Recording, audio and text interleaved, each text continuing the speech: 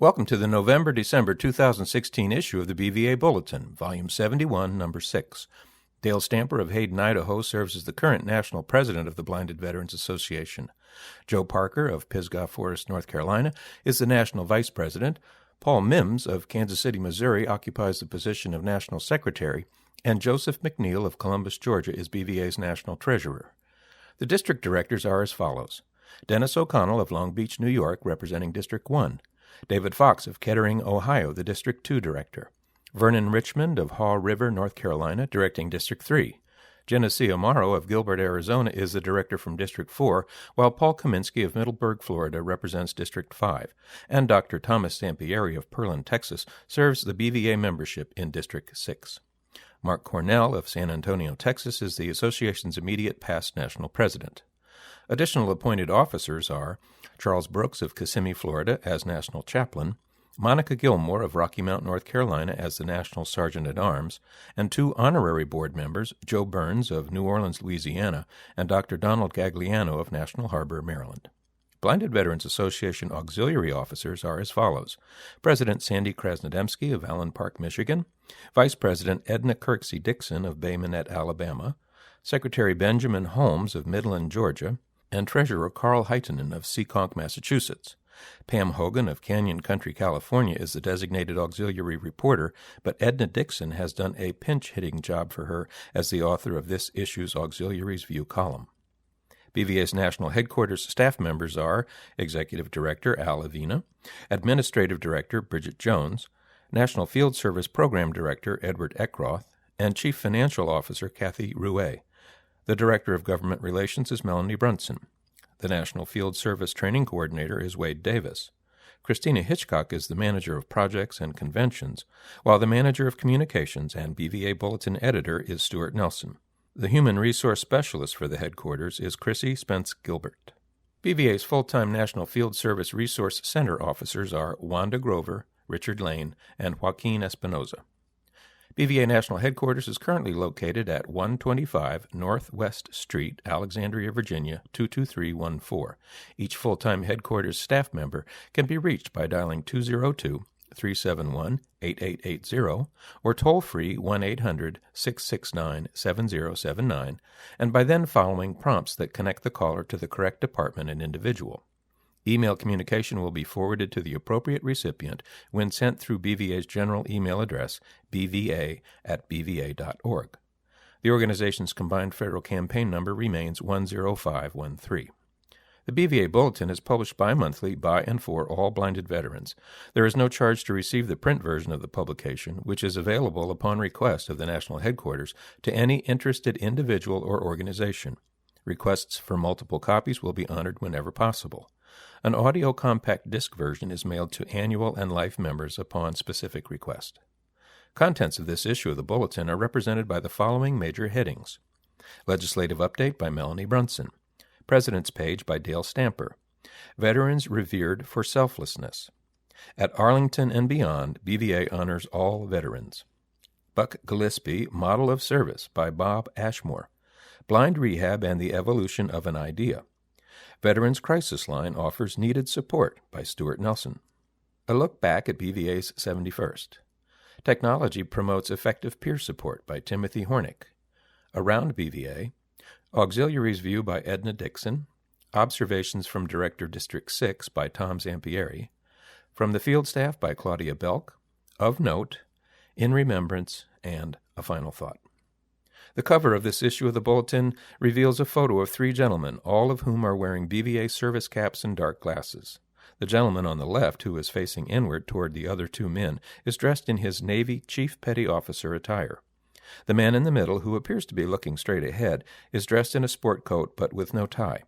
The man at the far right, also looking directly ahead at the camera, is dressed in a dark dress shirt, coat, tie, and the official National VA Veterans Day Committee lapel pin. In front of the group, the top third of a colorful wreath is visible. Leaves and branches of trees are seen immediately behind them in the background. The caption for this cover photo reads as follows: BVA members throughout the country paused on November 11th to honor the sacrifice and service of fellow veterans, both living and deceased. left to right as they prepared to present the organization's traditional wreath to the honor guards of Arlington National Cemetery's Tomb of the Unknowns, National Vice President Joe Parker, and Field Service Officers Richard Lane and Joaquin Espinoza. A recap of the event and other BVA Veterans Day activities highlight this issue of the Bulletin. Legislative Update by Melanie Brunson. A thumbnail shoulder-length color photograph of Melanie is located at the beginning of her legislative update. The depiction shows her with dark glasses and smiling ever so slightly. There is no caption with the photo. The legislative update begins. Election of 2016 115th Congress. The lame duck 114th Congress reconvened briefly after the elections for 1 week and resumed full business on November 29th. The focus has been on keeping the government fully functioning past December 9, when funding was scheduled to run out. The second session of the 114th is scheduled for final recess no later than December 16th. The 115th Congress will begin its work on January 3, 2017. As an entirely new Congress, its 2 sessions will coincide with the first 2 years of the Donald Trump administration. The election of November 2016 maintained Republican control of both the House and Senate, but also resulted in a more ethnically and socially diverse membership. Obviously, we can only speculate about changes that will occur with respect to veterans' issues in the months ahead as an executive branch also controlled by the Republican Party takes office. The retirement of House Committee on Veterans Affairs Chairman Jeff Miller, Republican, Florida, District 1, leaves his position, as well as several other chairmanships of the various subcommittees, in limbo. We have no other choice but to take a wait-and-see approach with respect to the members of Congress with whom we may be working. Because of the change in the executive branch, we must take the same approach with the position of Secretary of Veterans Affairs. A number of Operation Iraqi Freedom, OIF, and Operation Enduring Freedom, Afghanistan, OEF, veterans were elected to the upcoming Congress. Some are disabled veterans. New House Republicans who served in the military are Brian Mast, elected to Florida's 18th District, Scott Taylor, elected to Virginia's 2nd District, Jack Bergman, who will occupy Michigan's 1st District, Neil Dunn in Florida's 2nd District, and Jim Banks in Indiana's 3rd District. House Democrats elected are Jimmy Panetta in California's 20th District, Anthony Brown in Maryland's 4th District, and Salud Carbajal in the 24th District of Columbia. Republican Todd Young, a retired Marine Corps captain and graduate of the U.S. Naval Academy, was elected to the House of Representatives from Indiana's 9th District in 2011 and has just won the Senate seat occupied by the retiring Dan Coates. Tammy Duckworth, a well-known Democrat and an advocate for blinded veterans in previous capacities, will also be joining the Senate, having emerged victorious over incumbent Senator Mark Kirk of Illinois. Duckworth lost both legs in Iraq on November 12, 2004, when a rocket-propelled grenade brought down the Black Hawk helicopter she was co-piloting. Landmark legislation for blinded veterans' families. In a late September press release, BVA praised the bipartisan effort in both the House of Representatives and the Senate to avoid a government shutdown that also resulted in the passage on September 28th of key legislation for veterans with vision loss.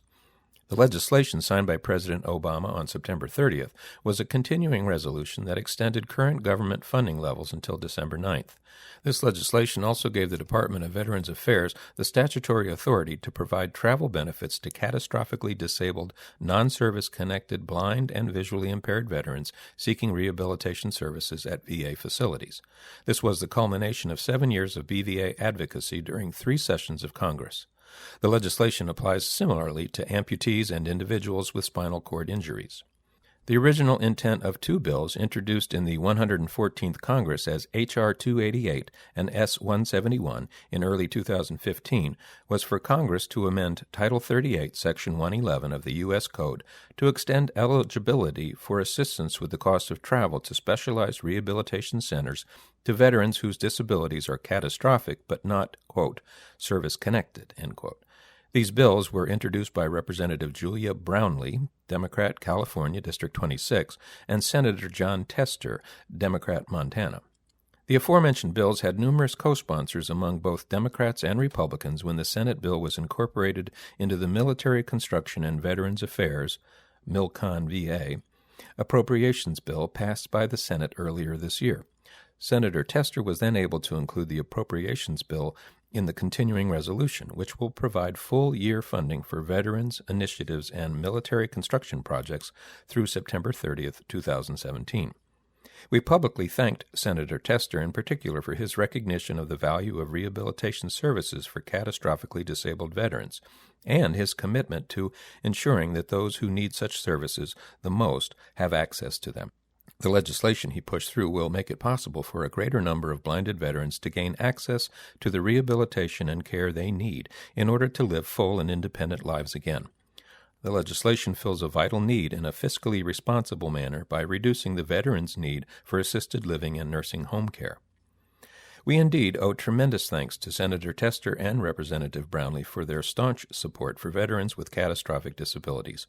Senator Tester's leadership ensured that provisions allowing VA to assist such veterans with the cost of travel to and from specialized rehabilitation centers were included in the bill passed by the Senate and remained in the legislation reported out by House and Senate conferees. 2017 COLA approved. The Social Security Administration announced on October 19th that the more than 8 million recipients of the retirement and disability benefits it administers will receive a cost of living, or COLA, increase in 2017. Beginning December 30, benefits paid will increase 0.3%. As a result of H.R. 5588, the Veterans Compensation COLA Act of 2016 signed into law by the President on July 22nd, injured and ill veterans, their dependents, and their survivors will receive the same 0.3% increase. The bill did not contain the contested round-down provision, which would have resulted in compensation rates being rounded down to the nearest whole dollar. Instead, VA compensation beneficiaries will receive their full COLAs. Veterans' COLAs are typically tied to Social Security adjustments, the latter of which will affect more than 60 million Social Security beneficiaries beginning January 2017. Convention resolutions. As reported in the convention recap of our previous issue of the Bulletin, the Bylaws and Resolutions Committee was initially presented with 23 proposed resolutions. 2 were removed because they were no longer deemed necessary. There were 16 that were then considered and approved as a block, since they had been introduced and approved at conventions of prior years. 5 resolutions never before considered were introduced and passed with overwhelming approval by both the committee and convention delegates from the various regional groups. The approved resolutions pertaining to VA Central Office have been sent there for their review and response. I will report any responses I receive on these critical issues to both our membership and our board of directors. Resolutions pertaining to Congress will help determine with whom we will visit when our legislative committee comes to town just prior to the midwinter board meetings. I will be setting up appointments for those meetings as soon as we know the composition of the VA committees and subcommittees. Legislative alerts. I enjoyed meeting many of our members at a very busy BVA 71st National Convention. Some of those with whom I was able to chat in Milwaukee were those I had conversed with by telephone during the past year. It was nice to hear some of the same voices at the social gatherings and information sessions. Thanks to those who stopped by and listened to a couple of my presentations. I would encourage as many BVA members as possible to volunteer and sign up for the BVA legislative alerts that I distribute periodically via email. This feature allows me to put together legislative updates that supplement the bulletin updates. I am able to disperse information to this legislative group on key issues. Please send your name, the state in which you reside, and your email address to mbrunson, that's MBRUNSON, @bva.org. Center for Women Veterans. Many of our BVA members may be unaware of the Center for Women Veterans, the voice of women veterans at VA, which was established by Congress in November 1994 by Public Law 103-446. The Center seeks to lead efforts across the federal government to ensure that the voices of women veterans are heard. Specifically, it monitors and coordinates VA's administration of health care and benefits, services, and programs for women veterans. As an advocate, the Center for Women Veterans recognizes the service and contributions of women veterans and women in the military.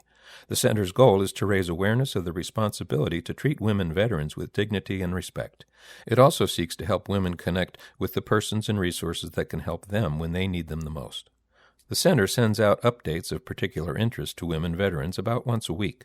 Some of them are, of course, more informative than others, but I've been sharing all of them with the women whom I met at the convention.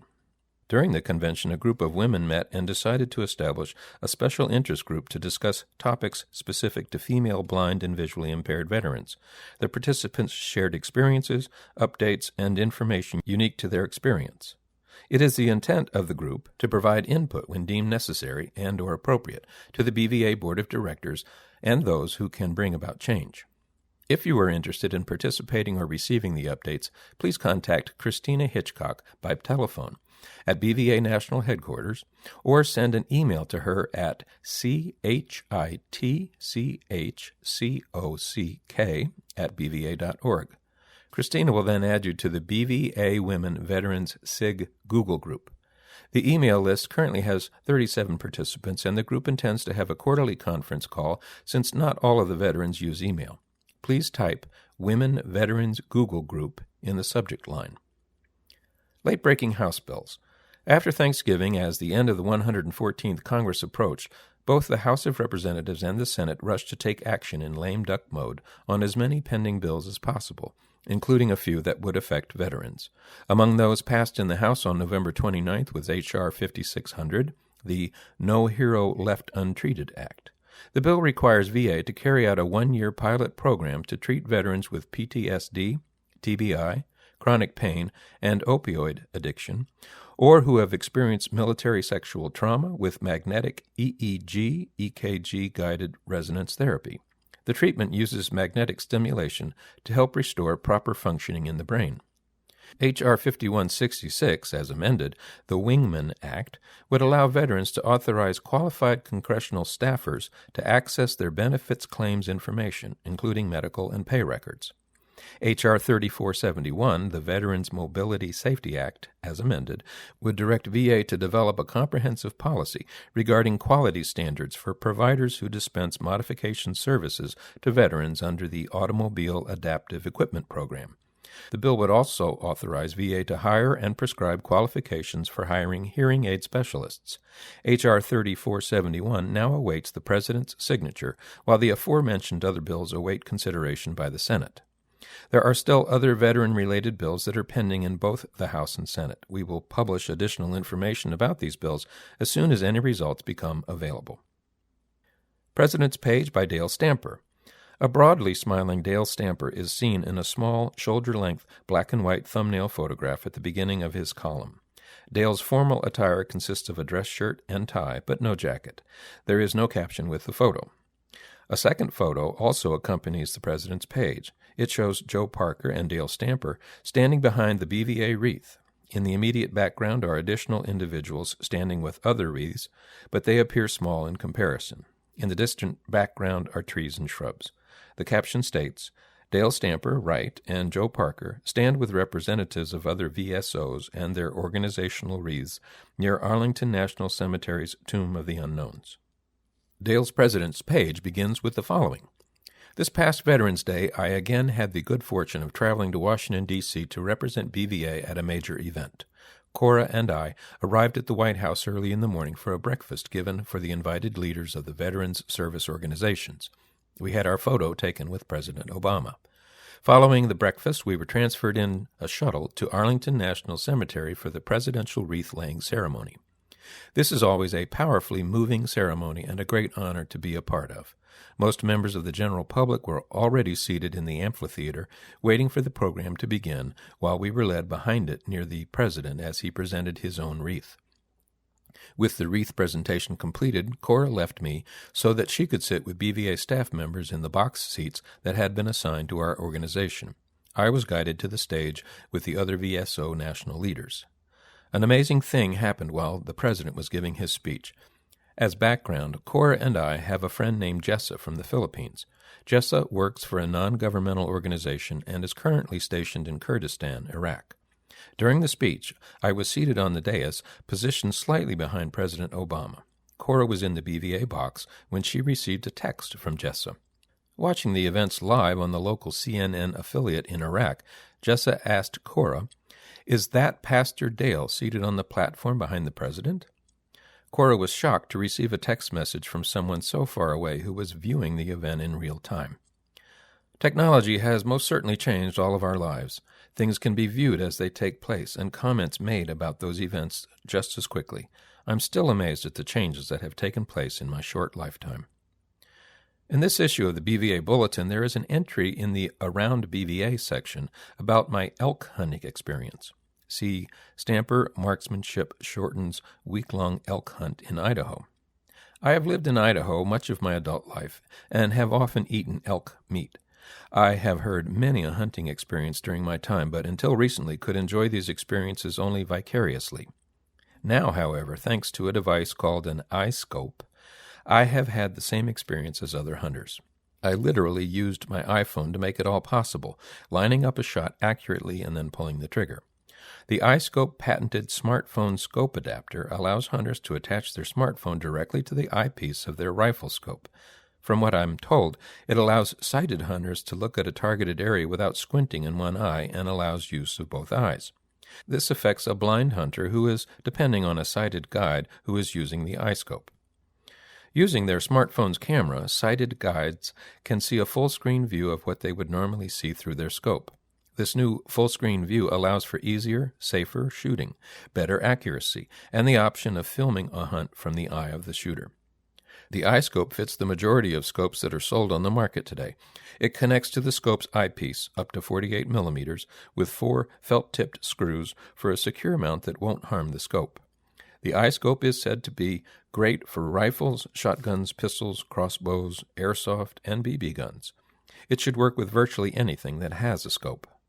Thanks to the iScope, hunters do not necessarily have to wait to get home in order to see their latest adventure. They can now use their smartphone to aim, shoot, and film their hunts. With the ability to view and share footage filmed directly from the smartphone, social media can be created live in the woods. Hunts can literally be posted online right on the spot. The iScope is an example of a technological innovation that was not necessarily created for the blind and visually impaired, but which we can certainly utilize and from which we can benefit. So it is with so many other advances in the modern world. I often encourage our younger blinded veterans to take advantage of the benefits and services we have today compared to the 1960s when I lost my vision.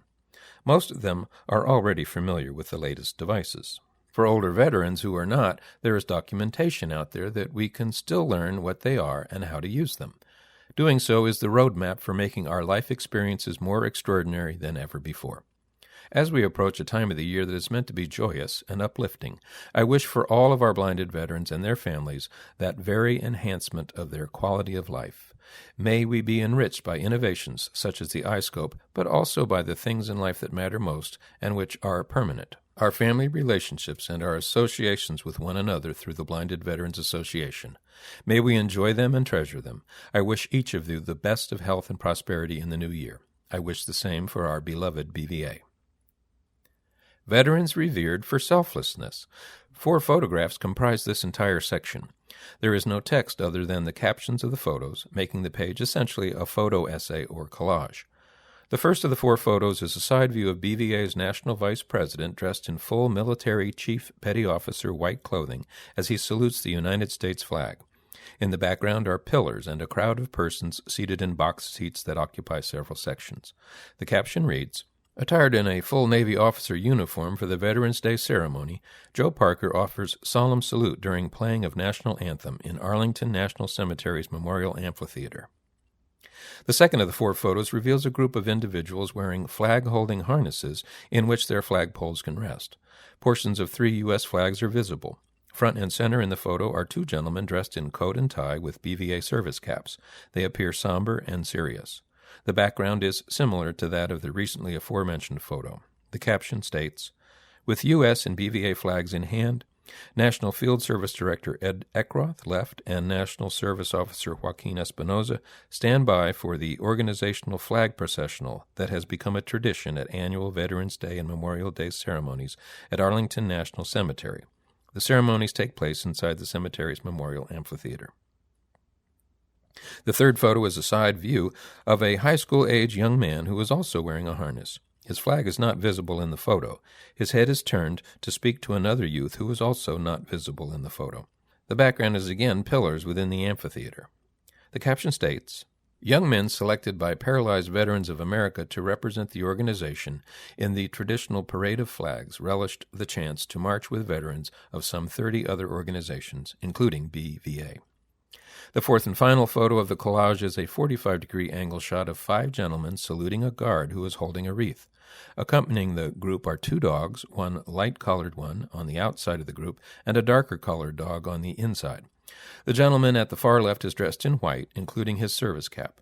The very small background consists of a crowd of onlookers, and the caption states, "Left to right, Veterans of Foreign Wars escort Joe Parker, Joaquin Espinoza, Richard Lane, and Dale Stamper salute Tomb of the Unknown's Honor Guard. Guide dogs Josie and Venture also served as guides." At Arlington and beyond, BVA honors all veterans.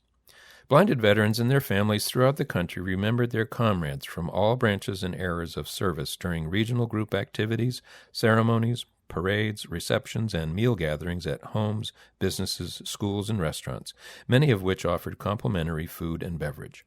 The events on November 11, 2016, and those preceding them throughout the week reached a crescendo for Dale Stamper and his wife Cora when they participated in a moment of silence at the arrival of the 11th hour of the 11th day of the 11th month, commemorating the signing of the armistice ending the First World War.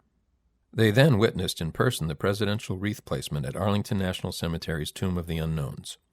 Dale and Cora also attended a White House breakfast hosted by President Barack Obama, the final one held for invited veterans during his 8 years in office.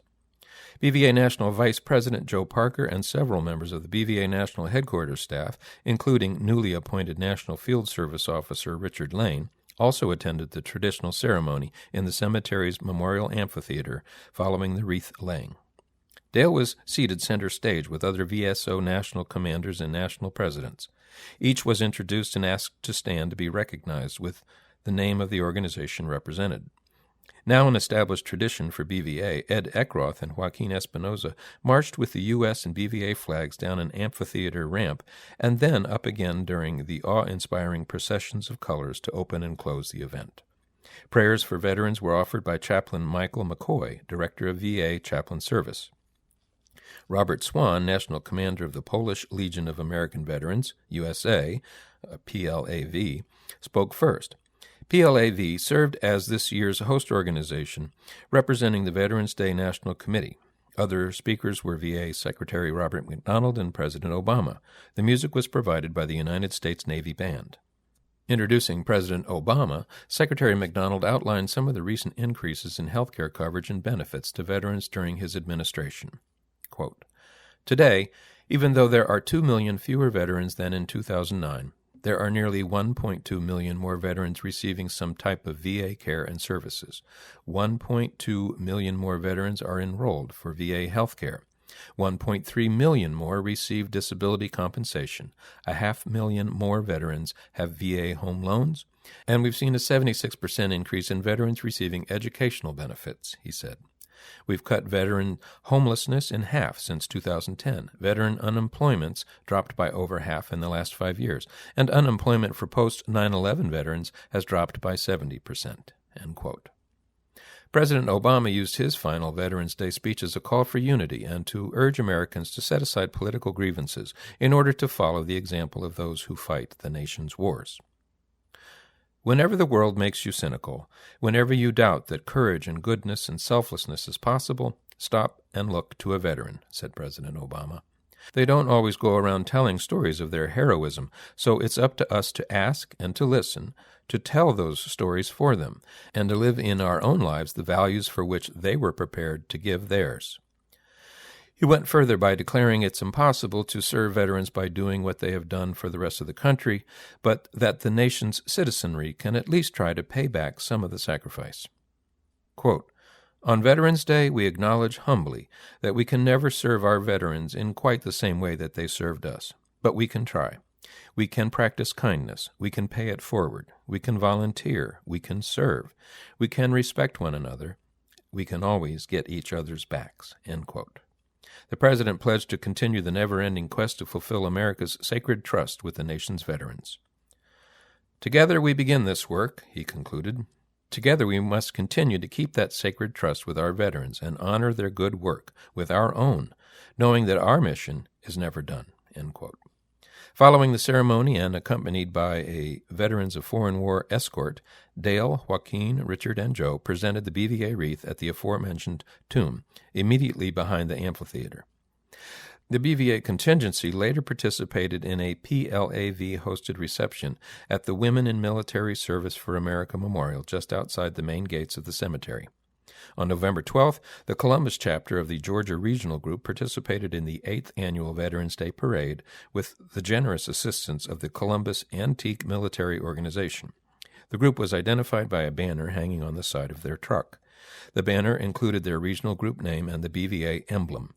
The parade is a tri-city event that kicks off in Phoenix City and ends on Broad Street in Columbus. Individual BVA members participating were BVA National Treasurer Joe McNeil, Clifford Jones, Elizabeth Holmes, Cedric Jackson, Reverend Willie Jackson, Jonathan Barron, Otis Smith, and William Miles, and his guide dog Joshua. Buck Gillespie, Model of Service by Bob Ashmore. 2 photos accompany this glance back at one of BVA's most storied leaders of the past. The first of the 2 photos depicts a formally dressed gentleman with a light-colored corsage and dark glasses with face forward toward the camera. Looking directly at the gentleman from the side in what appears to be a receiving line are first a lady and then another gentleman who is also wearing a light-colored corsage. Each of the 3 in the photo has a faint smile. The caption describes the picture as follows: Historic Veterans Day 1962 photo of then BVA Executive Director Buck Gillespie with Vice President Lyndon Johnson and Lady Bird. The second photo, also considered historic by who is included in it, reveals 4 individuals standing together essentially side by side. They appear to all be of similar age except for one, a more elderly lady, second from the left. All are dressed in business suits, ties, or dresses. The older lady is also wearing an additional coat. The caption reads, Left to right, BVA legendary figure Buck Gillespie with Alice Brazier Cooper, mother of film legend Gary Cooper himself, and Buck's first wife, Jean Ashmore Gillespie. The text of the article begins, George Milburn Buck Gillespie was born on April 28, 1917 in Dorena, Oregon. I wish to share some of my most cherished memories of a key figure in BVA's past. It is only coincidence that he would have turned 100 years old just months from now. Buck Gillespie is also known in BVA circles as the only national president to serve 2 terms in 2 different decades, once in 1950 and again in 1961. He was also BVA's executive director during 1961 to 63. Prior to working at BVA National Headquarters, he was the association's first field service representative covering the New England states beginning in 1953. In 1956, Buck was hired by the then Veterans Administration to work with blinded veterans throughout the country. He served as the Chief of Blind Rehabilitation at the Eastern Blind Rehabilitation Center at West Haven from 1969 until 1976, and as the VA National Director of Blind Rehabilitation from 1976 to 1979. He was the recipient of the Melvin J. Moss Award in 1979 and received the second ever BVA Irving Diener Award in 1963. Quote, Due to the nature of our disability, many of us never read the inscription announcing entry into the George Buck Gillespie Blind Rehabilitation Center at the West Haven VA Medical Center, wrote BVA past national president Gerard McDonnell upon Buck's passing. Words on a cold metal plaque could never take the place of the warmth of contact with Buck during a stay at the center. End quote. Buck enlisted in the U.S. Army on March 14, 1941, from Alturas, California, where his parents owned a service station and a motel. He served in the 756th Tank Battalion and was blinded near Colmar, France on January 28, 1945. He was initially thought to be dead, but a French medical team nearby rendered assistance. He was treated at 3rd Division Field Hospital and then at Army General Hospital in Epinal in southeastern France. When he regained consciousness 5 days later, he heard his attending physician's name and said, "Major, am I blind?" "Yes, you're blind," was the response. "Well then, why didn't you let me die?" Buck asked.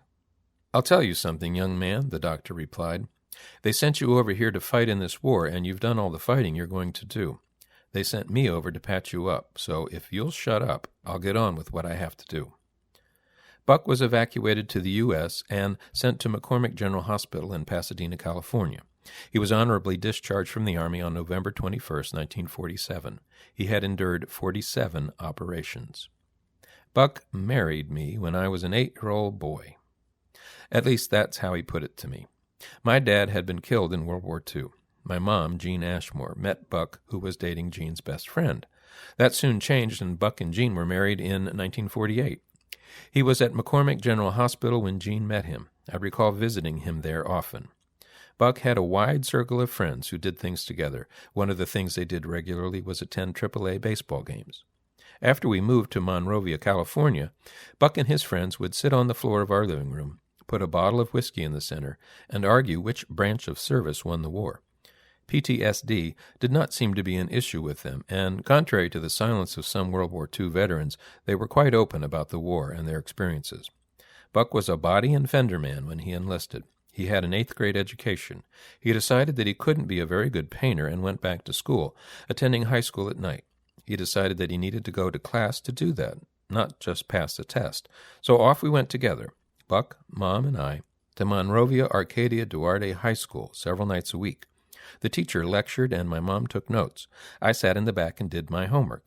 Well, that's what I was supposed to be doing. We always stopped at a Foster Freeze on the way home so I could get a nickel Frosty.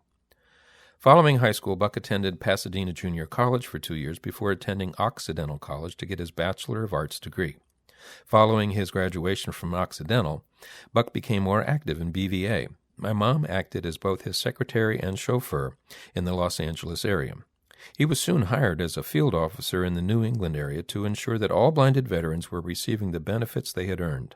He moved the family to Bloomfield, a town near Hartford, Connecticut. Mom helped him out the way she always had for a short time, but he soon started traveling all over New England by himself, using only his cane. He was now able to visit his fellow blinded veterans on his own.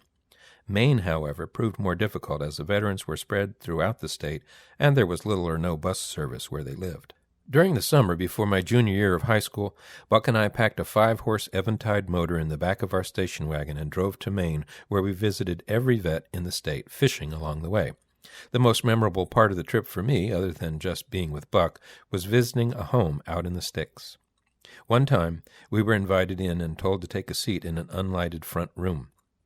Buck promptly sat on some poor guy's head. The guy had been sleeping on the couch. My mom continued to be Buck's helpmate and right-hand man until her untimely death at age 53. Was it always a bed of roses? Of course it was not. One of the things that helped is that the two shared a belief in the Blinded Veterans Association and the good it could do. The organization was always a significant part of their marriage. Several years into my own adult life while I was living in Maryland, Buck and Carol Esposito came down for a weekend. Carol was younger than I, the stepson, was.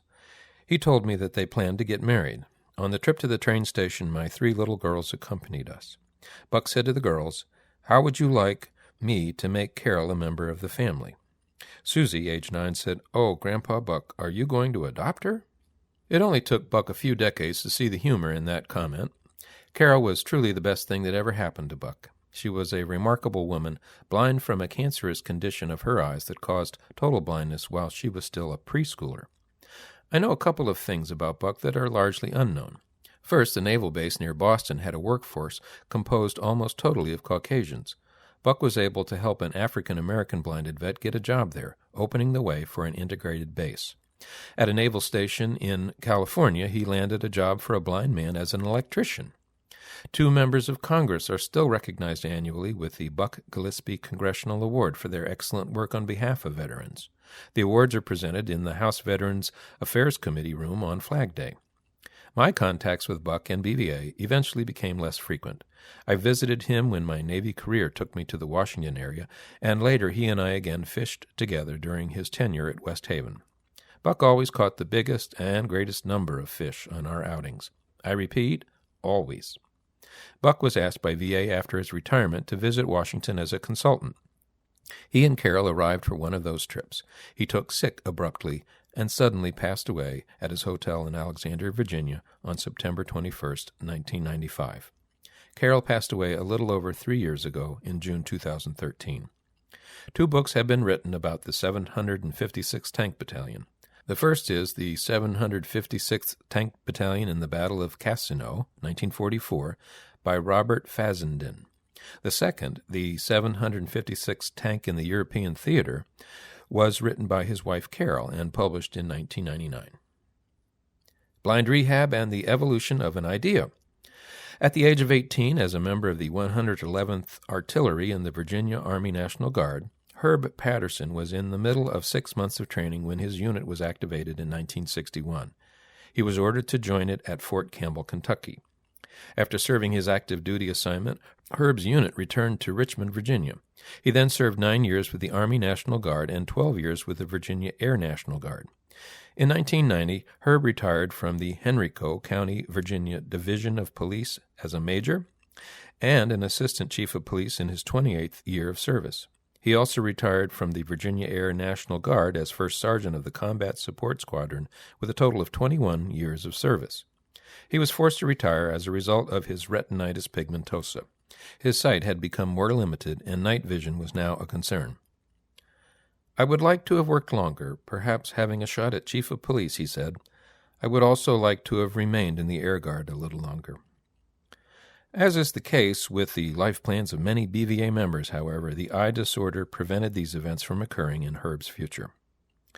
In the early 1990s, with the encouragement of his daughter and daughter-in-law, Herb began to volunteer at the Virginia Rehabilitation Center for the Blind. He assisted the instructor who taught keyboarding to blind and low-vision students. To put things in the proper time context, Herb and his fellow blinded veterans were then still using DOS software with JAWS and Zoom text. He began learning more about computer software during his tenure at the center, actually helping to install the first Windows programs on its computers. Herb also began to work at the Virginia Association of the Blind, which refurbished computers with adaptive software and gave them to schools and to others who could not afford them. He then distributed them to young people and adults who were blind or low vision and who could not afford the equipment. The software for such computers was purchased while the hardware was donated by various companies or individuals.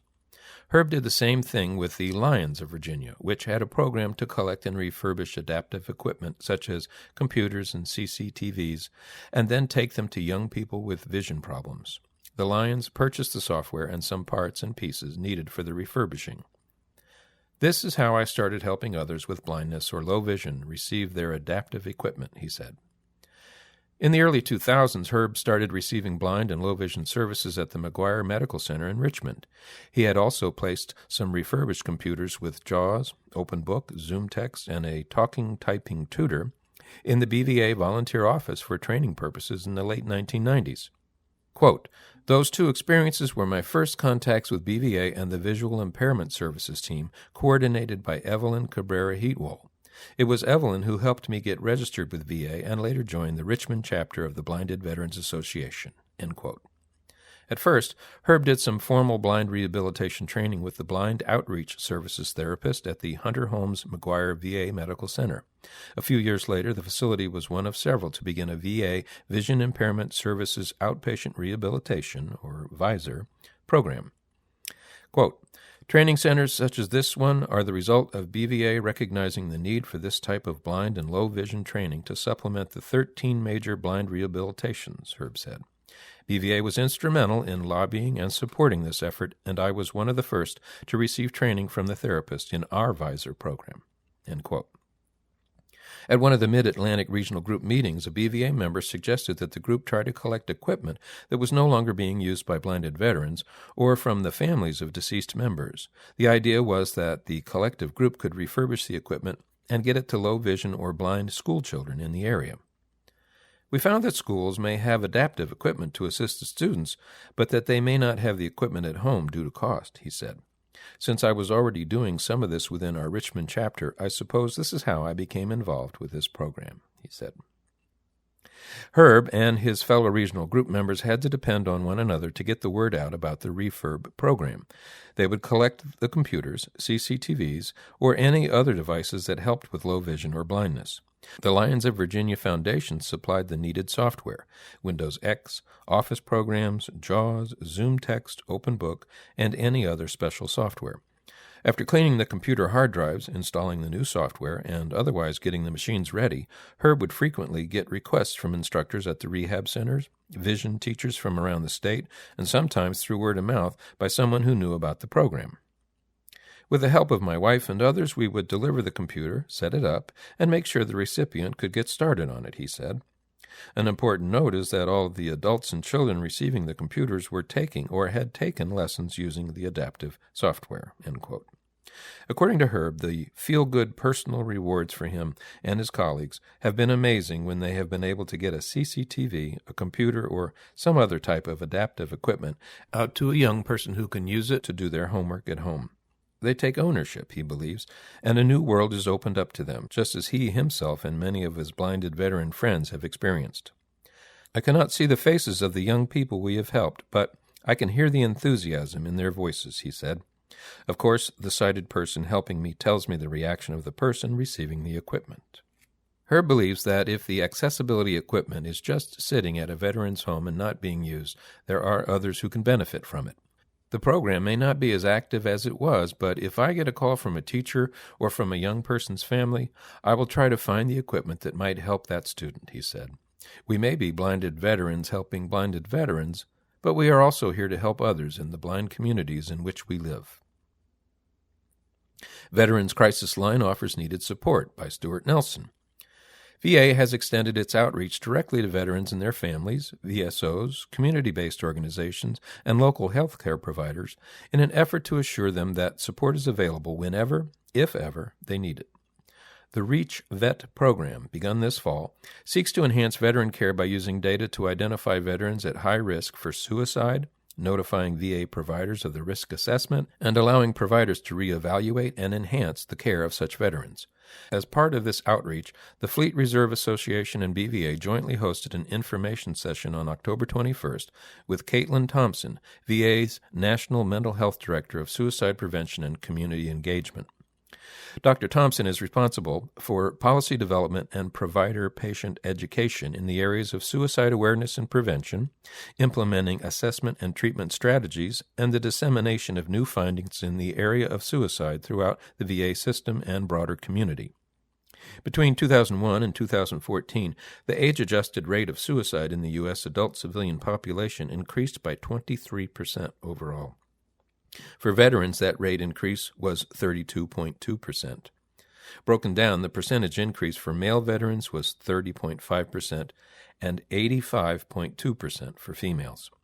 Some 65% of veterans' suicides in 2014 were among people age 50 or older, and 67% occurred as a result of a firearm injury. Perhaps equally significant in the research conducted are the suicide rates among those who have used VA services. Only 8.8% of the suicides from 2001 to 2014 were committed by those who used VA services, 11% male, and 4.6% of the females. Responding to what appears to be an overwhelmingly positive impact of its services on the emotional well-being of veterans, Dr. Thompson emphasized VA's role in leading the way in improving programs and expanding the veteran network of support. Such improvements will be accomplished by meeting urgent mental health needs with same-day evaluations, leveraging partnerships to raise awareness of life-saving resources, particularly with the Department of Defense to support the transition to life after service, and implementing a data-driven approach to identify veterans at high risk for suicide. Friends and family members of veterans should learn to recognize these warning signs. 1. Hopelessness or feeling like there's no way out. 2. Anxiety, agitation, sleeplessness, or mood swings. 3. Feeling like there's no reason to live. 4. Rage or anger. 5. Engaging in risky activities without thinking. 6. Increasing alcohol or drug abuse. And 7. Withdrawing from family and friends. Additional signs such as the following require immediate attention. 1. Thinking about hurting or killing oneself. 2. Looking for ways to do so. 3. Talking about death, dying, or suicide. And 4. Self-destructive behavior such as drug abuse, weapons, etc. Quote, VA recognizes that suicide prevention is everyone's responsibility and is now a top VA priority, she said at the beginning of the session. Dr. Thompson also mentioned the numerous suicide prevention resources to promote veterans' mental health and wellness that are integrated throughout the VA system. These include specialty inpatient and outpatient mental health services at VA medical centers and community-based outpatient clinics. vet centers that provide a range of counseling, outreach, and referral services, a free and confidential coaching service that helps veterans' families and friends connect with local resources, an online toolkit that enables clinicians to easily access information and tools for treating veteran patients with various mental health conditions, PTSD support, and an online tool discussed below as Make the Connection that features true stories from real veterans informing them and their families, friends, and members of their communities about resources designed to help veterans live well. A major area of emphasis is the Veterans Crisis Line, a toll-free confidential resource that connects veterans in crisis and their families and friends with qualified caring VA responders. Veterans and their loved ones can call 1-800-273-8255 and press 1. They can also chat online at veteranscrisisline.net or send a text message to 838-255 to receive free confidential support 24 hours a day, 7 days a week, and 365 days a year, even if they are not registered with VA or enrolled in VA healthcare. Formerly known from 2007 until 2011 as the National Veterans Suicide Prevention Hotline, the Veterans Crisis Line is there to encourage veterans and those around them who may be the first to realize that they are in emotional distress to reach out for support when issues reach a crisis point, even if it is not a suicidal crisis. The responders at the Veterans Crisis Line are specially trained and experienced in helping veterans of all ages and circumstances, from veterans coping with mental health issues that were never addressed to recent veterans struggling with relationships or the transition back to civilian life.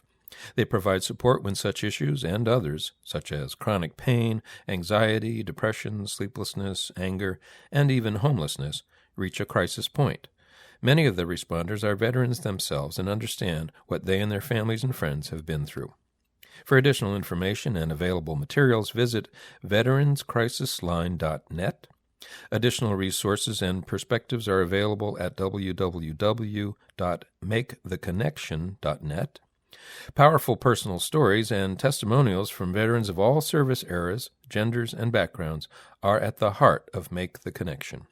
The site illustrates how veterans and their families face and overcome issues and challenges through narratives that provide compelling examples of the positive outcomes for treatment and recovery, and of the numerous diverse paths that can lead to more fulfilling lives.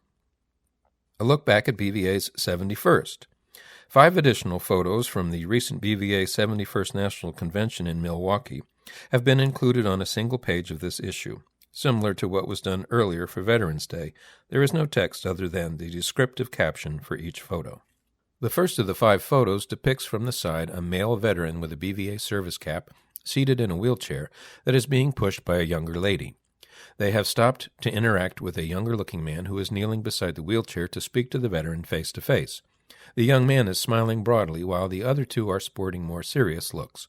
The caption states, "Past National President Neil Appleby and his daughter Mary Ann enjoy a visit in the exhibit hall with Chris Robeson of Boundless Assistive Technologies on August 24th. The second of the photos shows Dale Stamper next to a lady to his left, considerably shorter than he, who has just received from him a framed award of some type. Both are dressed in formal business attire, with Dale also in his BVA service cap. The caption states, "Longtime VA and BVA volunteer Betty Charlesworth was the 2016 recipient of the David L. Schnarr Award for Outstanding Voluntary Service." The third photo reveals a gentleman and a lady to his left. Both are standing, posing for the photo, and smiling quite broadly. The gentleman's convention name badge reveals that he is Kevin M. Jackson of South Texas. He is wearing slacks and a golf shirt, while the lady is wearing a skirt with a blouse and jacket. The caption reads, "Convention Volunteer Coordinator Margarine Beeman located a neighbor of sorts at the convention. Both Margarine and Kevin Jackson hail from Austin, Texas."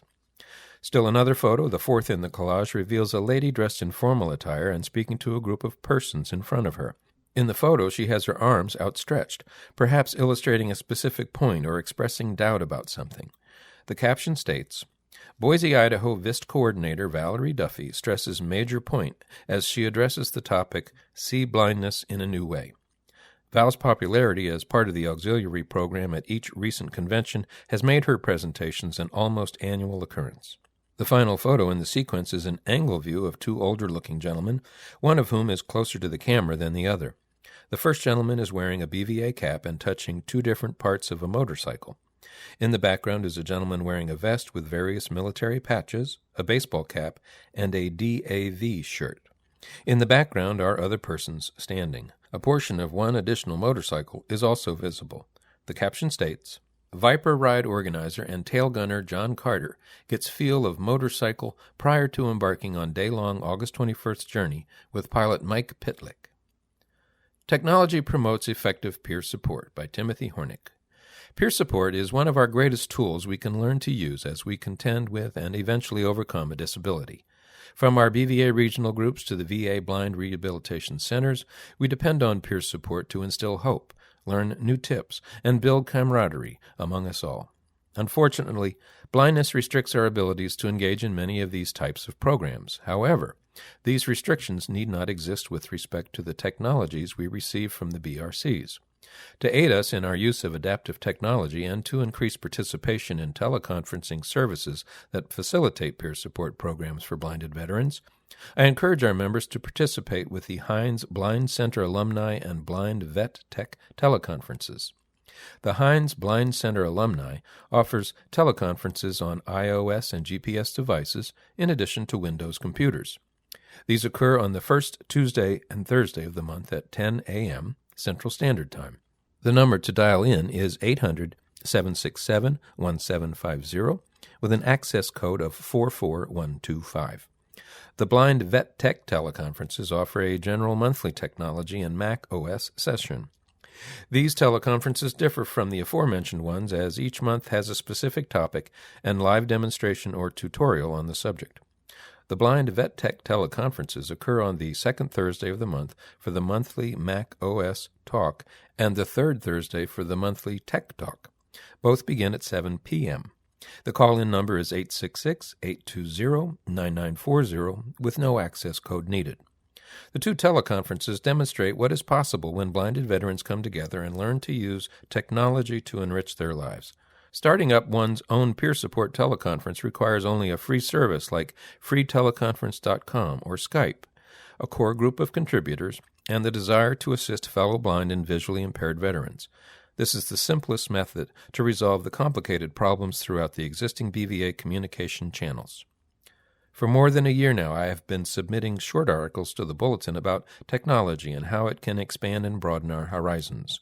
Some of our readers have been interested enough in these subjects to respond with letters to the editor or to contact me directly with questions and feedback. We hope to receive even more such feedback and engage in additional dialogue. Please submit such communication initially through Stuart Nelson, our publication editor. He will forward it to me when appropriate. Certainly, we have not even scratched the surface with the topics we have covered thus far. You, our BVA members who use technology and deal with its inherent frustrations and challenges, are a vast, untapped resource. Please send ideas for articles or consider writing one yourself. Around BVA, Stamper marksmanship shortens week-long elk hunt in Idaho. A small photo accompanying only the lower fifth of the first column of a page accompanies this first entry in Around BVA. The photo shows a line of 4 men, all smiling rather broadly. Immediately in front of them sits a deceased elk that has apparently been hunted by the group. The caption states, Spotter Kelly Ure, second from left, gives thumbs up to unique hunting feat performed by Dale Stamper, third from left. A team of outfitters also joined the pair on what turned out to be a short hunt. The write-up that accompanies this photo commences as follows. Just weeks after the National Convention, Dale Stamper left for a week-long elk hunting camp and expedition that he himself was responsible for cutting short. No, Dale did not catch the flu or break an ankle for the second time in less than a year, nor was he bored or having a miserable time. He said, in fact, that he had the time of his life in an area of southern Idaho near the town of Mountain Home. It was one of the best times I've had in a long time, he related later. I'm out there doing guy stuff and talking about guy stuff with a group that works hard and plays hard at the same time, and helping me with a great deal of passion to accomplish something I wanted to do. The guys, referred to by Dale, worked through the Disabled American Veterans and VA to offer an elk hunt to 2 Idaho disabled veterans per year on a working ranch owned by an individual also excited by the opportunity. The trip is publicized and happened to catch Cora Stamper's attention a few months before. She submitted an application for Dale, not necessarily hopeful that he would be selected. Nevertheless, much to the happy surprise of both, Dale was one of the 2 vets selected. For some reason, the other veteran did not make it there, so I was just myself with those 4 passionate outfitters, keen on me getting an elk sometime during the week, he said. I think what they try to do is pick someone for this trip who can benefit the most from such an experience and not necessarily for anything he or she may have done in the past, he said. A friend of Dale's drove him to southern Idaho on October 2nd, a Sunday. That evening, Dale and the group heard elk constantly. To get started, Dale and his new spotter, Kelly Yore, used an iScope device that links a smartphone to the hunter's scope so that he or she can use the camera from the smartphone to broadcast his or her scope view. Yore could then watch the target area with both eyes and relate the important information to Dale. A target was set up approximately 100 yards out, and Dale took 4 rounds of shots. In each of the 4 rounds, I hit the target every time, he said. At that point, I was surprising myself as Kelly encouraged me. On Monday morning, Dale's group of 6 set out for the hunt. We went to one spot early on and didn't find anything, he said. Then we went to a gully and located a bunch of elk nearby. Dale said at that point, only some 90 minutes into the hunt, one of the outfitters started calling the elk with a bugle that drew the herd and the main bull from about 300 yards away down to about 120 yards. In the meantime, Kelly's behind me talking about the process, and we're fiddling with the iPhone trying to get it in focus, he said. Finally, after we get things focused and I have a rifle lined up, Kelly tells me to go ahead and fire. Amazingly, Dale's first shot got the 600-pound 6x6 elk in the top of the heart. Because it was mating season and there was plenty of adrenaline and pent-up energy, the elk did not go down right away, but did so soon enough due to the accuracy of the shot. It was an example of a perfect team, said Dale. Kelly had confidence that I was going to hit the target, and I had confidence that he was going to help me line it up correctly. Equally impressive was that Dale was the first and only blind hunter Yore had ever worked with, and the first hunter to ever bag an elk that quickly on the first day. Of course, we did a lot of yelling and hugging one another right after that, he said. We went back to the cabin and celebrated. With his mission accomplished, Dale returned home on Tuesday rather than the originally scheduled Thursday. While it's true that I relished this experience, it's still about promoting what these outfitters did for me rather than what I did, he said. They showed me, and everyone with whom I'm able to share this experience, especially my fellow blinded veterans, that we can all approach our lives with passion and that there is no limit to our capabilities." End quote. To blinded veterans who think they cannot go elk hunting and land one during the hunt or do something similar, Dale would try to convince them otherwise. "Some of us tend to think that life is over," he said. "Good grief. We can't think that way and just need to get out and do something." Trip a reality, thanks to VA Rehab. A photo also accompanies this around BVA entry. 4 persons are seen seated at a table, 2 men on the left and 2 ladies on the right. An object that appears to be a blender is seen in the front of the group, and the 2 ladies are holding bottles of some type. The first of the 2 ladies from the left is also holding a utensil in her left hand. Her smile is the most expressive of the 4. The other 3 are sporting only faint smiles. The caption states, "Terry Keble, far left, uses technology to do his part in the preparation of his table's gazpacho." The text of the account reads as follows. An always active Terry Keble, Rio Grande Regional Group, and his wife Mary Ellen took their high-energy lifestyle a step further by celebrating their 65th birthdays with a 2-week trip to Spain. Without the benefit of all his VA blind rehabilitation training, Terry said such travel would, at best, be much less enjoyable. "The major reason for our decision to go was my blind rehab training," said Terry. "This included mobility, orientation, and iPhone technology training." Terry, who was totally blind, put into practice many of the specific techniques he has learned as a trainee during several stints at VA blind rehabilitation centers and sent photos to BVA National Headquarters to prove it.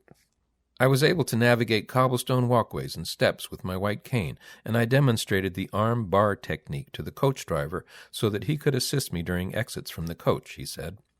"I learned these techniques from my hiking training at the Blind Center in Palo Alto." Terry was also able to use his KNFB reader to convert brochures into a readable format and take photos with his accessible iPod Touch, including a head-on photo of Mary Ellen eating lunch in a Seville restaurant. In front of several onlookers, he also chopped vegetables for gazpacho, a soup made of raw vegetables, served cold, and originating in the southern Spanish region of Andalusia. I was able to participate with my fellow travelers in the sighted world and enjoyed all of the tastes, smells, languages, and culture, he said. Quoting United Nations Secretary-General Ban Ki-moon, Terry asserted that the world's citizens have a right to access leisure and tourism services on an equal basis. With that right, let's get out and enjoy what life has to offer, he exclaimed.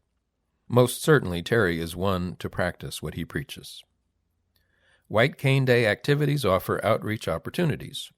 A photo, once again, has been added to this subsection of Around BVA. The photo reveals a gentleman standing with his white cane between two ladies who are seated. In the background, an extraordinarily large room is visible. The lady at the far right is smiling broadly, while the two other smiles are somewhat faint. The caption states, BVA Field Service Training Coordinator Wade Davis, center, with Bros Cecilia Rose, left, and VIST Coordinator Ellen Rudikoff at White Cane Awareness Day information booth. The account of White Cane Day begins with the following. Blinded veterans from regional groups across the country recently joined forces with BVA auxiliary regional groups, VA support groups, and sister organizations of and for the blind in promoting public awareness of the issues facing the blind and visually impaired. White Cane Safety Day is officially October 15th and commemorated throughout the month of October. Because the official date fell on a Saturday in 2016, most of the activities scheduled in VA facilities occurred the following week. BVA members, VIST coordinators, and auxiliary members arranged demonstrations and discussions about the significance of the white cane itself, how to assist the legally blind in public places, and how motorists can best demonstrate courtesy to those with vision loss who might be navigating sidewalks or trying to cross the street within crosswalks. By official proclamation of the President of the United States, White Cane Safety Day has also become known as Blind Americans Equality Day under President Obama, who this year affirmed, quote, the inherent dignity of every human being, end quote, and recommitted, quote, to forging a future in which all Americans, including those with visual impairments, can pursue their full measure of happiness, end quote. President Lyndon B. Johnson signed the first White Cane Safety Day proclamation, asking all citizens to recognize the white cane as a symbol of a blind person's ability to come and go on his or her own. The original proclamation further declared, the white cane's use has promoted courtesy and special consideration for the blind on our streets and highways, to make our people more aware of the meaning of the white cane and of the need for motorists to exercise special care for the blind persons who carry it. The Congress, by joint resolution approved October 6, 1964, has authorized the President to proclaim October 15th of each year as White Cane Safety Day, end quote. BVA National Headquarters sent informational and promotional materials to several of its own regional groups, chapters, and individual members in preparation for specific events on October 15th and beyond. Most of these events occur at VA medical centers and outpatient clinics with the support of VIST coordinators and other blind rehabilitation service staff. In other cases, materials are sent directly to VA staff members or other organizations who offer to promote BVA as part of their own White Cane Safety Day activities. On October 13th, BVA Training Coordinator Wade Davis shared a display table with VIST Coordinator Ellen Rudikoff and Blind Rehabilitation Outpatient Specialist Cecilia Rose in the Washington, D.C. VA Medical Center lobby. The three together shared information about VA and BVA services to passers-by, which included a few veterans with vision loss or individuals acquainted with them. On October 14th, members of the North Carolina Regional Group set up a similar arrangement at the Durham VA Medical Center under the leadership of Group President Lee Davis. On October 15th, the Columbus chapter of the Georgia Regional Group conducted a white cane walk in the downtown area of the city under the planning and coordination of Regional Group Secretary Elizabeth Holmes, attracting the attention of WRBL TV3. The station aired a segment on the local news later that day. Liz and son Ben, the latter of whom is the recently elected BVA Auxiliary National Secretary, also made white cane replica pins out of the colored iron beads that meld together. Quote, One of our goals is to inform the community and let them know that people with white canes are individuals, blinded veteran Raymond Thorne said in a soundbite during the segment. We're not delicate, and you can also approach us as valuable citizens like everyone else, end quote. Signs unveiled at Waco Blind Center. 2 signs welcoming trainees and visitors to the Waco Blind Rehabilitation Center at the Doris Miller VA Medical Center were dedicated and placed at the center's entryways on October 4th. On hand for the unveiling was blinded veteran Kevin Jackson of nearby Austin. Kevin is both president and secretary of BVA's Greater Austin chapter. I had the good fortune of being present for this dedication and offering a few remarks about the meaning of the signs, which was both enjoyable and inspirational to me, Kevin said. According to Chris Bosley, chief of the BRC, the signs came about following considerable trial and error. But the end result was well worth it, he said. The signs were built by the BRC's 2 manual skills instructors, Thomas Wiedemeyer and Jonathan Nissen. They were made out of a 1-inch thick, 8-foot-long, 7-inch wide piece of donated pine wood. The pine was routed on one edge of the sign and sanded. Paint was mixed and feathered out on the edges using a semi-stained paint process to give the sign a faded look toward the edges. Colors on the signs are red, white, and blue, mimicking the American flag with large black letters cut out of acrylic using a laser engraver.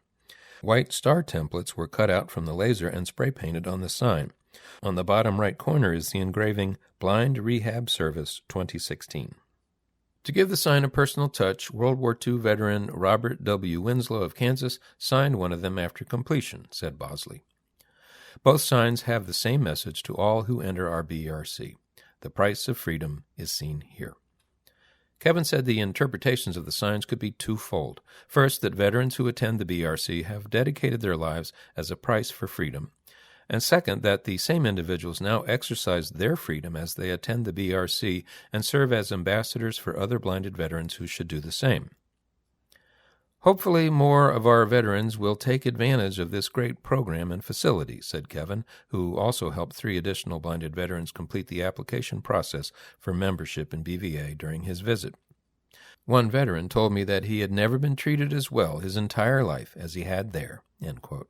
Kevin said that the optimism expressed by veterans attending the BRC is due in large part to the environment created by Bosley's leadership, which includes expanded recreational opportunities and collaboration with the Baylor Medical School's eye clinic. Kevin met briefly with Bosley as well as Dr. Olawale Fashina, Chief of Staff of the Central Texas Veterans Healthcare System. Life memberships increase following convention action.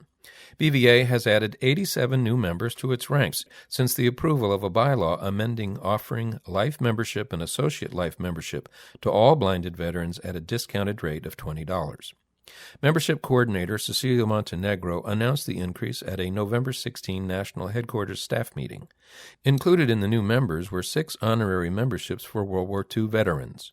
The 81 other additions consisted of 3 life memberships and 78 associate life memberships, increasing the total number of active BVA members to 8,426. Life membership is granted when the impairment of sight or vision is determined to be service-connected, or in the line of duty, by VA or the Department of Defense, DoD. Associate life membership is granted when the impairment of sight or vision is determined not to be service-connected or not incurred in the line of duty by VA or DoD. The bylaw amendment was passed on August 26 at the closing business session of the 71st National Convention and remains in effect until August 1, 2017. The offer saves blinded veterans $30 to $80 on membership costs. Membership dues prior to the amendment were determined by age categories. Within these categories, the youngest age group was paying $100 and the oldest $50 for a life membership. BVA initiative offers blind hockey to vets. Hockey for the blind and visually impaired is the focus of a new initiative unveiled by BVA to provide enjoyment and recreational rehabilitation opportunities to a population who may have never before engaged in the sport. The initiative, made possible by a grant awarded to BVA from the VA Office of Adaptive Sports Programs for Disabled Veterans and Disabled Members of the Armed Forces, currently seeks interested athletes to participate in weekly try-it sessions in the Washington, D.C. area. The try-it sessions means more than one-time attendance. The program takes players who have never skated before. It introduces them to the basics of skating, equips them with gear, and safely trains them to go as far as they wish to go in hockey, which is considered the only adaptive winter team sport. We are excited about moving blind ice hockey forward to take a more prominent place among popular activities for those with vision loss, especially veterans, said BVA Program Director Bruce Porter. Although many are surprised to hear blind and ice hockey in the same sentence, blind hockey has been played in Canada for nearly 40 years, he said. Although the rules for blind hockey are similar to the sighted game, an enlarged, slower-moving puck with loud ball bearings is used. In tournament play, all athletes must be at least legally blind, with the lowest vision athletes playing defense or goalie. Athletes are grouped by sight level and can have only a set amount of sight among all of the players on the ice at the same time. Adaptations for the blind and visually impaired within the sport include full protective gear, including face mask. The game is also played with International Ice Hockey Federation safety protocols, including no-touch icing and crease violations to ensure utmost player safety. Blind hockey also requires goals to be scored in the bottom 3 feet of the net, as it is unfair to the goalie to score in the top portion. The adapted puck does not make noise in the air. Teams must complete one pass prior to being able to score in the attacking half of the rink. This provides both the low-vision defense and the goalie an extra opportunity to track the puck. Because hockey is considered the fastest, most aggressive game in the world, those who take up the sport usually develop increased mobility and balance almost immediately, Bruce said. BVA is involved to help our blinded veterans and to help blind associations introduce the sport to their athletes with the hope that blind hockey will be added to sports programs for the blind and visually impaired, he added. My role is to organize the try-it sessions and coordinate ice time, coaching, media, and equipment. Bruce is confident that the interest generated in the initiative will eventually spread to blind and visually impaired veterans throughout the country. Most of our players thus far are very enthusiastic, and blind hockey is great cross-training for all sports, he said. This is a unique and amazing opportunity that could well lead some athletes to the Winter Paralympics Games in the future. For an introduction to the excitement of blind ice hockey and the enthusiasm of those who play the sport, visit https://www.youtube.com/watch?v uppercase Z, lowercase SOVPU, uppercase J, 7, uppercase S, uppercase M, lowercase c. Athletes are being accepted weekly and transportation assistance is available. Applications now accepted for 2017-2018 scholarships. BVA will award 7 total scholarships for the 2017-2018 school year, 6 under the Catherine F. Gruber classification and 1 through the Thomas H. Miller program. The Gruber scholarships are valued at $2,000 each, and the Miller stipend is for $1,000. The Miller program, now in its 5th year, requires the same application process and qualifications as the Gruber Awards, but has an added emphasis on music and the fine arts. The scholarship committee will choose 7 recipients and 2 alternates.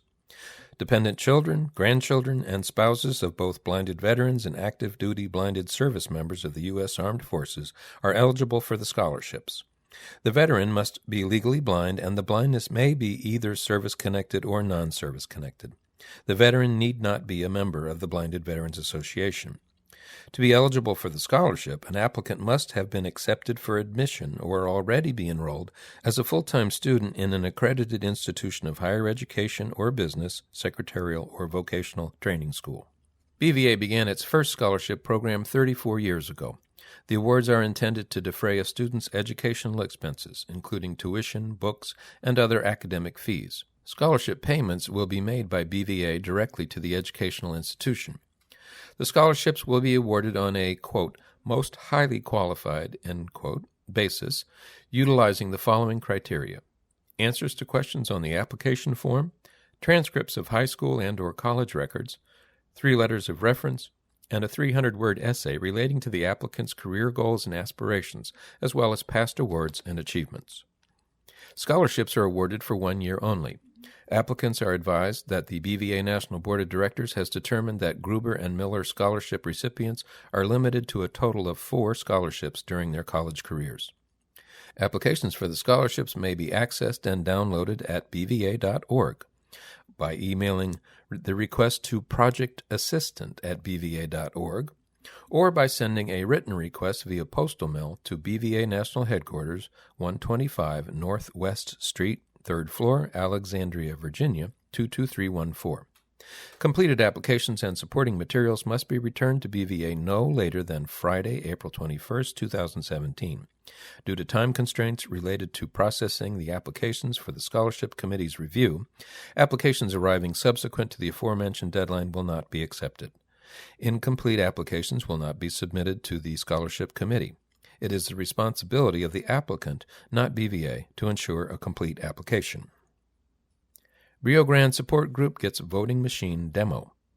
An October 18 meeting of the BVA Rio Grande Low Vision Support Group celebrated the strides of persons with vision disabilities and reaffirmed their capability to fully participate in society, according to Rio Grande Regional Group member Terry Kebbell. The meeting featured officials from the Donna Ana County Board of Elections, who provided training on an accessible voting machine that allows the voter to cast his or her choice totally independently and without assistance. Quote, "The machine was available at all voting sites in our county for the recent elections," said Terry. "Everyone at our meeting was amazed at how easy the voting machine is to use with an audio menu system that is simple to navigate." Auxiliaries View by Edna Kirksey Dixon. Edna's Auxiliaries View column also comes accompanied by a small head and shoulders photo. From what can be viewed, Edna appears to be wearing an elegant dress. The visibly lovely earrings also make her appear to be formally dressed. She is smiling faintly in the photo. There is no caption. The text of the Auxiliaries View goes as follows. "The holiday season is upon us. We have survived a long, hot, and dry summer. Now we move from the glorious colors of fall and the giving of thanks and reflection upon our many blessings. One of our greatest blessings is the ability to nourish one another and give generously of the blessings we have received. Did your BVA and BVAA group plan a holiday celebration? Let us hear from you. Share your pictures and articles for the first issue of 2017. Send them to snelson@bva.org. Can you believe this year of 2016 is almost over? What a great year it has been. Among other things, we experienced a wonderful convention in Milwaukee.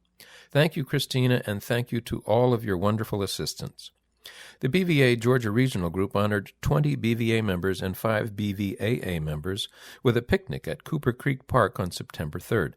This group of dedicated persons, along with some from the National Federation of the Blind, participated in a special program with the local elementary school to teach children how to interact with a person who has a visual handicap. The Emerald Coast Regional Group of BVA and BVAA held its 5th annual Christmas luncheon on December 6th.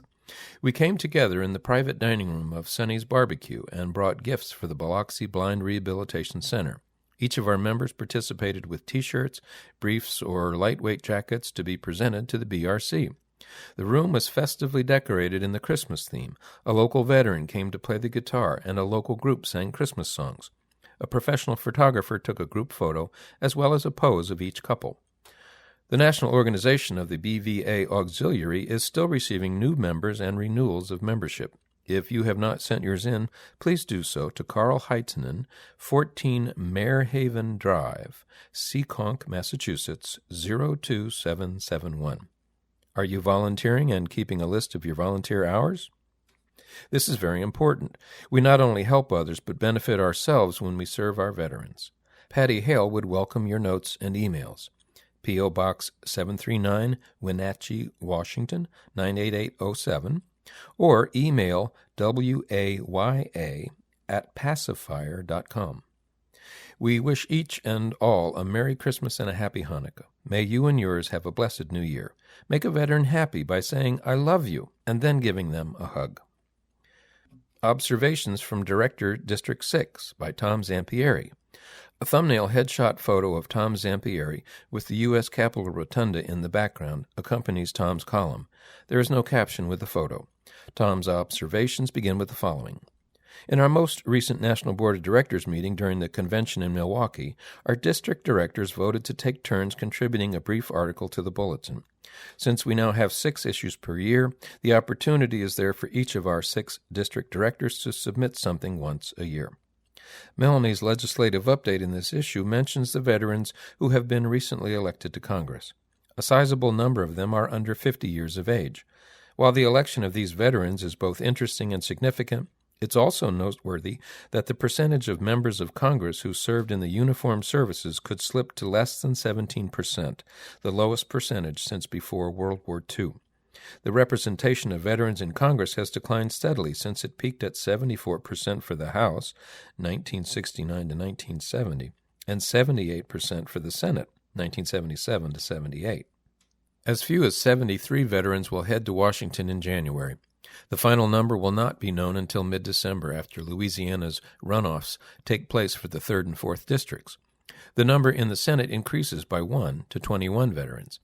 While the Chamber lost a veteran with the departure of Mark Kirk, it gained with the elections of Tammy Duckworth and Todd Young. Some of the decline in overall representation by veterans can be explained by an inevitable demographic shift. As a lower number of veterans exists in the general population, so it goes with veterans serving in elected office. The new Congress will not include any World War II or Korean War veterans, and the number of Vietnam veterans is down. However, the number of OIF/OEF veterans serving in Congress continues to grow, with 26 out of the 73 coming from the most recent era. I believe that this change is significant. It means, for one thing, that our remaining World War II and Korean War blinded veterans have no peers in Congress today. From my own perspective, it also means that many of our youngest BVA members are certainly ready to provide leadership to our organization. If they can run for U.S. Senate, win, and then perform well, they are certainly old enough and sufficiently experienced to run for any BVA officer position and then do a great job upon being elected. Another noteworthy item, connected at least in part to the aforementioned, is a recent vote by the Operation Peer Support Committee that has resulted in the expansion of its support to all BVA members. The intent of this new initiative is to identify, select, and support prospective leaders within BVA. Our first step is to fund from the Operation Peer Support Committee 1 blinded veteran from each district to attend the National Convention in 2017. The support will include round-trip transportation, lodging that includes all official convention dates and the evening prior, and registration fees. We would very much like our regional groups to submit names of BVA members of any age for whom this initiative may prove appropriate. The deadline for these submissions is April 30th, 2017. Before the deadline arrives, we hope that there is some discussion and deliberation in regional group meetings during January and February. The Operation Peer Support Committee will then select a BVA member from each district to attend the 72nd National Convention with sufficient lead time to make cost-effective travel arrangements. The guidelines for the initiative include the following. Nominee must be a BVA member in good standing, must never have attended a national convention, cannot be elected or appointed as a convention delegate, must not hold an elected regional group position at the time of nomination, and must attend all convention events open to the general membership. District directors must inform all regional groups within their districts about this initiative. Some of the feedback we receive from our members is that they are unable to afford the price of attending a convention, but would like to learn more about the national organization. This is one way we can help, although we cannot fund the spouse or caregiver to travel with the attendee. BVA's Operation Peer Support began in 2006 when a group of recently blinded service members and veterans attended our convention in Buffalo, New York. The objective of the initiative was to afford returning veterans from Iraq and Afghanistan the opportunity to meet and receive mentoring from veterans who had already experienced vision loss and successfully adjusted to it. The program remains vibrant today. Physical and emotional isolation will always be a huge issue for those who have recently lost their sight. Perhaps only those who have gone through the experience can truly understand the great challenges they are facing. Since its inception, Operation Peer Support has helped dozens of veterans and their families attend BVA's annual convention, where they have learned more about rehabilitation options, adaptive technology for the blind and visually impaired, vision research, locating resources, educational opportunities, recreational rehabilitation events, and employment prospects. Operation Peer Support activities have created unique bonds among veterans, both within the group of the recently blinded as well as between the younger and older generations of BVA members. This bond, coupled with a desire to strengthen the organization's regional groups, is the motivation behind the committee's action to fund one blinded veteran from each district to attend the upcoming national convention. From the Field Staff by Claudia Belk. A thumbnail photo of Claudia also accompanies the Field Service column. It is a straight-on headshot with a white background only. There is no caption. The content of Claudia's write-up begins. Many veterans receive benefit information from other veterans. Prior to filing any claim for benefits, it's important to consult a Veterans Service Organization to obtain the correct information. As a senior National Field Service officer with several years of experience helping my fellow blinded veterans, I have learned that one of the most common types of claims we receive are for hearing loss and tinnitus. Most members of the military are exposed to very noisy conditions that can affect their hearing as veterans as they grow older. We stress that veterans undergoing compensation and pension exams should insist that these exams be performed without their hearing aids. The need for the exam without hearing aids is confirmed by VA Regulation 38 CFR 4.85a, Evaluation of Hearing Impairment. Quote, an examination for hearing impairment for VA purposes must be conducted by a state licensed audiologist and must include a controlled speech discrimination test and a pure tone audiometry test. Examinations will be conducted without the use of hearing aids, end quote. The key component in this regulation is the testing of a veteran without hearing aids. If the compensation and pension exam has been done with a functioning hearing aid device in the past, we suggest that a re-evaluation be conducted for the hearing loss claim. Additionally, if veterans are service-connected for both hearing loss and blindness, they may be entitled to a higher level of compensation according to 38 CFR 3.350 for special monthly compensation. These ratings under 38 USC 11140 are 1. Bilateral deafness rated at 60% or more, the hearing impairment in either one or both ears is service-connected, in combination with service-connected blindness with bilateral visual acuity 20/200 or less, and 2, service-connected total deafness in one ear or bilateral deafness rated at 40% or more disabling, the hearing impairment in either one or both ears is service-connected, in combination with service-connected blindness of both eyes having only light perception or less. Since these regulations are so specific, veterans should naturally be certain that they meet the above criteria on service connection for hearing loss and blindness before filing a claim for such. In addition, we who are working in the BVA Field Service Resource Center are here to help with such issues. We strongly suggest that you contact us at 844-250-5180 or at fieldservice@bva.org. Of note, VA-SSA partnership means faster processes. VA and the Social Security Administration, SSA, launched a new health IT initiative on Veterans Day that enables all Social Security disability case processing sites to receive medical records electronically from all VA facilities. The secure process will save time and money, resulting in better service for veterans and dependents who apply for Social Security disability benefits. Both agencies will secure these savings via an automatic request through the eHealth Exchange. Quote, VA's partnership with Social Security will ultimately improve the quality of life for veterans and their dependents by enabling veterans to share their health information within a safe and secure health-related consumer application, end quote, said VA Undersecretary for Health, Dr. David Shulkin. SSA requests nearly 15 million medical records yearly from healthcare organizations to make medical decisions on about 3 million disability claims. For decades, SSA obtained medical records through a manual process. This new national initiative puts in place an automated process to obtain veterans' medical records entirely electronically. The joint venture is expected to significantly speed up Social Security disability decisions. Utilizing VA's VLER Health Exchange under the Virtual Lifetime Electronic Record. The VLER Health Exchange gives VA and participating community providers the ability to retrieve veterans' health information from each other for the purpose of treatment. Prior to November 11th, VA already had partnership agreements with the Departments of Health and Human Services, Defense, Treasury, and Transportation. RAND study validates VA care and services. A new study from the RAND Corporation compared the care provided by VA with that of its private sector counterparts. The study focused on the department's supply and demand capacity in the wake of the Veterans Access, Choice, and Accountability Acts of 2014, which provides veterans with the opportunity to seek health care through private providers. The full report can be accessed and read online at www.rand.org. In examining VA's performance in healthcare procedures versus its private sector counterparts, the report found that in a tally of 83 different measures covering a variety of types of care, including safety and effectiveness of treatment, the quality of VA care exceeded that of non-VA care. VA did its best in outpatient procedures. The report noted that the agency outperformed the private sector on 45 of those measures.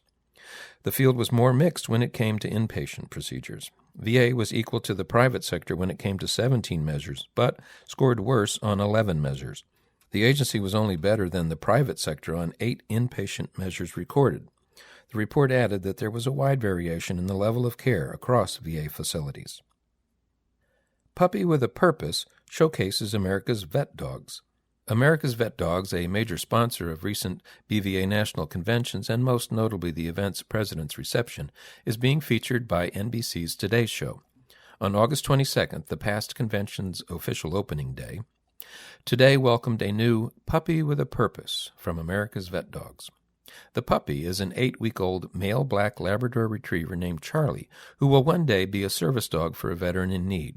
For the next 18 months, Today anchors and staff will be a part of the organization's puppy-raising team to help Charlie become a service dog.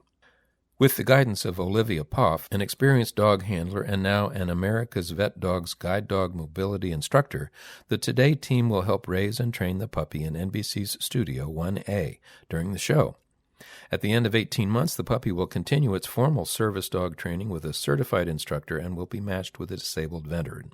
Quote, "We are excited to enlist Today as a part of our training team," said Vet Dogs CEO Wells Jones. The puppy will be exposed to an amazing variety of socialization experiences that will allow it to be comfortable and confident in just about every situation, which in turn will help a veteran to conquer his or her new challenges. Charlie was born June 25, 2016. While his mother, Quinta, is a black Labrador, his father, Ozzy, is a yellow Labrador. He has 5 sisters. Information for veterans, now live on IRS website. A new web page at irs.gov features information and hyperlinks about the different types of free tax preparation services, earned income tax credit, financial education and asset building, VA disability benefits, Veterans Benefits Administration benefits and e-benefits, homeless veterans, veteran employment, and suicide prevention awareness. The page, located at https://www.irs.gov/individuals/information-for-veterans, was launched on July 18th. Mobile apps make VA more accessible. VA has launched a number of mobile applications aimed at improving the lives of veterans by increasing their access to healthcare information and resources. Currently, there are 16 apps available through the Apple Store and 6 apps available on Android's Google Play. The apps help veterans manage their PTSD, pressure ulcers, preconception care, and other aspects of their healthcare. Many of the apps are also available for download on desktops and laptops. VA is currently field testing an additional 11 apps that include means by which they can track their health care. In Remembrance.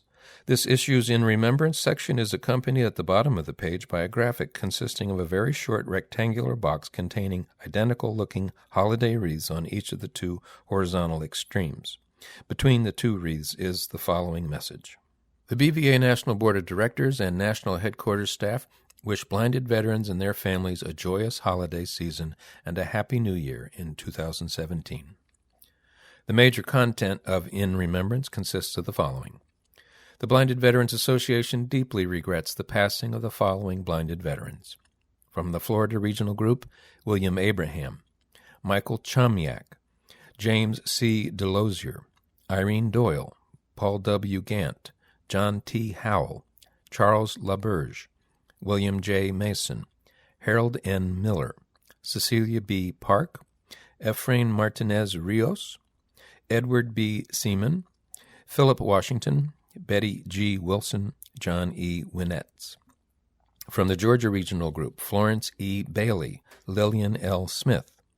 Greater Houston Regional Group, Samuel Robinette, Kenneth N. Snyder. Kentuckiana Regional Group, Robert J. Heinzel, Gerald O. White. Mid-Atlantic Regional Group, John D. Bartleson, Clifton S. Spence. Minnesota Group, Marlon P. Fredrickson. Mississippi Group, John Avera. New Mexico Regional Group, Lyle D. Burt, Robert L. Deal, Bradford H. Ritchie, Alfred F. Tessman, Larry R. Thompson. North Carolina Group, Chesley Pearl Freeman, Sr., William A. Von Thaden. Northern California, Betty Steele. OKI Regional Group, Gerhard Johnson. Orange County Group, William J. Heidman. Oregon Columbia Regional Group, Walter R. Hagen. Pennsylvania Group, George W. Bayshore, Roy A. Kurtz, Paul W. Sugg. Rhode Island Southeastern Massachusetts Regional Group, Elizabeth Carter, Anthony DiDomaso. Rocky Mountain Regional Group, Ruby Lee Murray. San Diego Regional Group, Leo R. Palmer. Southern Arizona Group, Richard H. Anderson. Southern California Group, Mary Jean Mallon. Seymour A. Schlossberg. Southern Nevada, Roberto M. Herrera. Washington State Regional Group, Melvin J. Malmstrom, Robert E. Putnam, Lita K. Sandquist. Wisconsin Group, Michael R. Bost, Edward W. Cantrill, John B. Davis. And from the BVA members at large category, those with no regional group affiliation, Olin L. Taylor. Final thought. This issue's final thought is, as nearly always, accompanied by a photo, in this case, a full-length, straight-on photo of a gentleman on the left and a lady on the right, walking along a sidewalk using white canes. In the background is a small portion of a building on the left and a pole on the right. Portions of cars parked at the side of the street are also visible to the left of the two walkers. The final thought is expressed as follows. A joint resolution of the U.S. Congress, H.R. 753, was signed into law on October 6, 1964. The resolution authorized the President of the United States to proclaim October 15th of each year as White Cane Safety Day. President Lyndon B. Johnson then recognized the white cane as a practical symbol of independence for the blind and visually impaired in the first of dozens of presidential proclamations to follow, including the 2016 proclamation signed by President Barack Obama. Notwithstanding their vision loss, veterans such as BVA Training Coordinator Wade Davis and Senior National Field Service Officer Claudia Belk demonstrate daily the spirit of independence and the determination to be self-reliant as they navigate buildings, streets, public parks, crosswalks, and in this case, a sidewalk in Alexandria, Virginia. And this brings to a conclusion the reading of the November-December 2016 issue of the BVA Bulletin. The BVA Bulletin. The BVA Bulletin. The BVA Bulletin. The BVA Bulletin.